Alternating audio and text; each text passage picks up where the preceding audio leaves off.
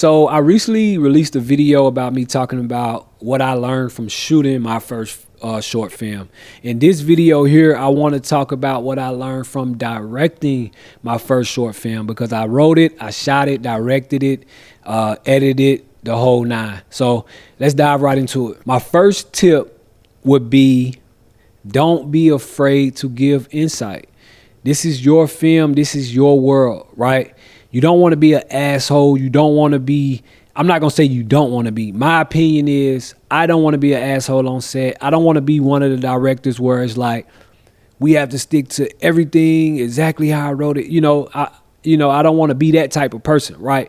But also, I don't want to be a pushover as well. You know what I mean? I want to be the type of person where, the type of director where if I'm seeing like key things that need to be to make sure that the story moves forward and everything is good, like continuity and things like that, I'm gonna make sure I speak up. So if you're shooting your first short film, you might be a little nervous, especially if you're not working with cast members that you know, right? If you're not working with like friends and family and things like that, and you're working with actual actors that were casted, you might be a little nervous, right? Or if you're just that type of person, like an introvert or something like that, you might be a little nervous.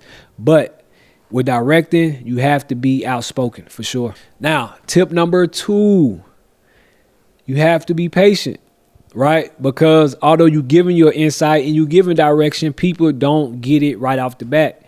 You know what I mean? Especially as a new filmmaker, you might have people that come in that just started acting, right? This is your resource. This is the only person that you could find to fill this role. So you have to be patient. Allow people to mess up. Allow people to get a feel for it. Allow things to go wrong. Don't crack. Like I said, don't be an asshole. Be patient. And that leads me to number 3. You want to allow the actor to, be free. Allow them to be free. Allow them to give their insight as well. And, little parts of their creativity. I feel like that's what really made shooting my film like super easy. Like honestly, I had one guy on set that this was his first time acting. So he was a little nervous or whatnot. But I had my lead actress, I'm gonna be honest, like she set the tone so early that everybody went off of her energy. And that tone was set because I allowed her to do what she felt, right?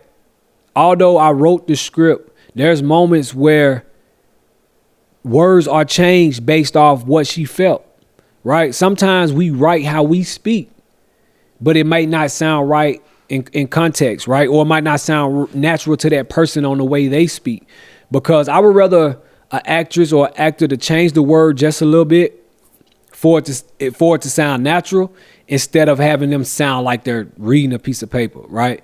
Or instead of having them moving or doing something that doesn't feel natural to them. So allow your actors to give their insight, allow them to be free and input their creativity as well. Now I want to move to point number 4.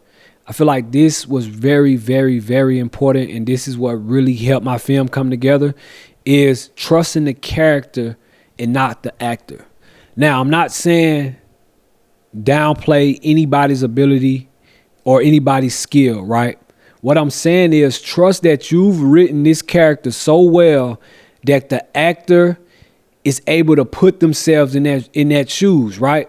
Allow the character to drive the actor. And I promise you, the actor's performance and execution is going to be top notch. So make sure you're taking your time to really develop characters. Don't just develop scripts. You want to develop characters and develop their world and their story, right? So once again, trust the character and not the actor. Now we're going to get to point 5. Some of you might agree. Some of you might get offended. Some of you might not agree. But what I would say that worked well for me is the fact that I'm in a city where I don't have anybody, literally no friends. I have a family member here, but we barely talk, right? But even if we did talk, she couldn't help me with anything with this film. You know what I mean? So the fact that I don't know anybody, I had to cast my roles.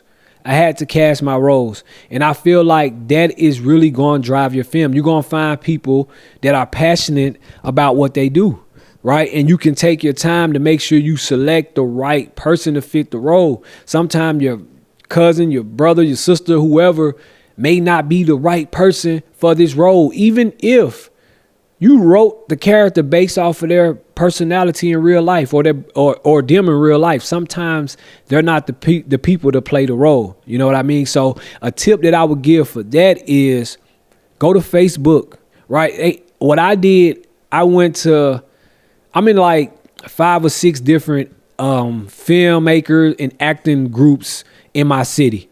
And I would advise you to do the same thing. If you're looking for actors, man, if you're looking for crew members, right? That's where I found my sound operator as well, my boom operator as well. So if you're looking for actors, man, go to these filmmaking groups in Facebook. And I promise you, you make a post, you might have to make multiple posts, right?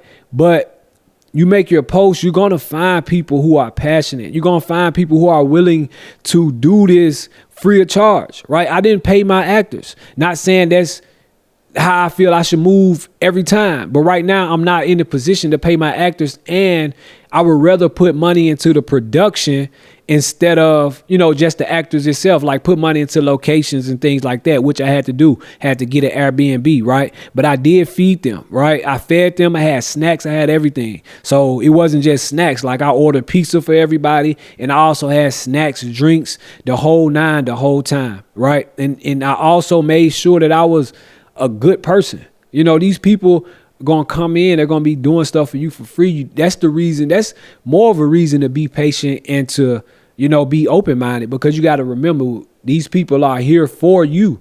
So you want to make sure that you show them that you appreciate them. But overall, like I said, cast your roles. If you have friends and family, that's fine. If they can act, that's even better. If they can't act, let's go back to tip number 1, which is don't be afraid to give insight, right?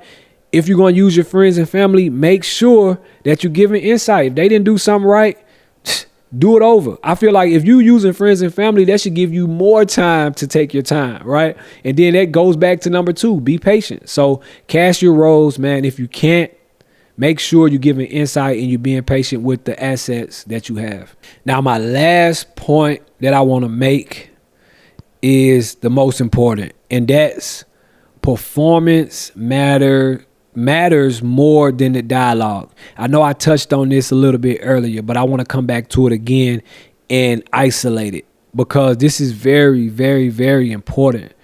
Like I mentioned, I would rather my actor or actress to give me real feeling and emotion and allow the dialogue to sound natural than them being overwhelmed with trying to remember every line. Or if they remember every line, it just sounds like they're reading off the paper. I feel like the best performances come from not just improvisation. Y'all gotta forgive me. I don't know why I just cannot pronounce that word. But like honestly though, like the improv is like just allowing the actor to flow off the main concept. Now you don't want them to just totally flip the dialogue, but at the end of the day, allow them some type of freedom. You know what I mean? Like I said, sometimes we write scripts on how we talk, and it's not natural to everybody. So if your actress or your actor has to change a couple words just to make it seem natural and allow the performance to be taken to the next level, definitely allow that. So those are all my points. Like I said, I'm not a filmmaking guru. I'm new to this thing. But I'm very passionate about anything that I do, especially creating in art. So I look at filmmaking as a form of art, right? So when I go into filmmaking, when I'm writing these scripts, when I'm casting, whatever, when I'm shooting the films or just playing around on my camera, I'm being very intentional, and I'm sitting back and I'm being very critical about what I do. And I'm learning, I'm trying to see what worked, what didn't work. Because overall, what my goal is to grow. My goal isn't to be the best film director. My goal isn't to be the best cinematographer or the best videographer.